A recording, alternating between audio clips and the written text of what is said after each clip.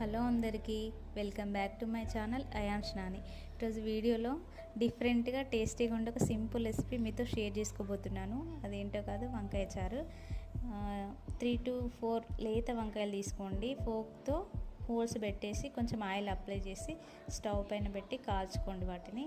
వీటితో పాటే పచ్చిమిర్చి, ఆనియన్ కూడా కాల్చుకొని పక్కన పెట్టుకోండి. తర్వాత ఈ మూడింటిని ఒక బౌల్ తీసుకొని దాంట్లో స్మాష్ చేసి పక్కన పెట్టుకొని, నెక్స్ట్ స్టవ్ వెలిగించి ప్యాన్ పెట్టుకొని ఆయిల్ వేసుకోవాలి. ఆయిల్ వేడెక్కాక పోపు దినుసులు వేసుకోవాలి. కొంచెం ఫ్రై అయ్యాక కాల్చుకొని పక్కన పెట్టుకున్న వెజ్ స్మాష్ ఉంది కదా, అది ప్యాన్లో వేసుకోండి. పచ్చిదనం పోయేంత వరకు వాటిని ఫ్రై చేయండి.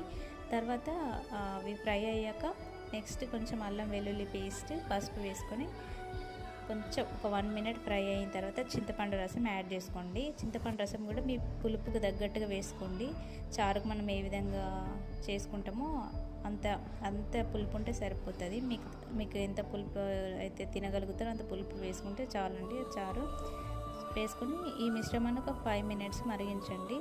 తర్వాత ఇది మరిగిన తర్వాత లాస్ట్కి కొత్తిమీర వేసుకొని ఒక 1 minute ఉంచేసి దించేసుకోండి. అన్నంలోకి ఈ వంకాయ చారు వేసుకొని తినండి. అసలు ఎంత బాగుంటుందో, నిజంగా చెప్తుంటే నాకే ఇప్పుడు తినాలనిపిస్తుంది. ఫీవర్ వచ్చినప్పుడు అయితే ఒకసారి ఇలా ట్రై చేయండి. నిజంగా అప్పుడు అసలు ఏం తినాలనిపించదు కదా, ఈ చారుతో ఒకసారి తినండి.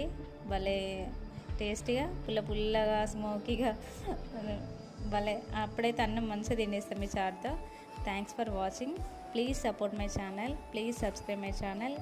Please like, share and comment. Thank you so much.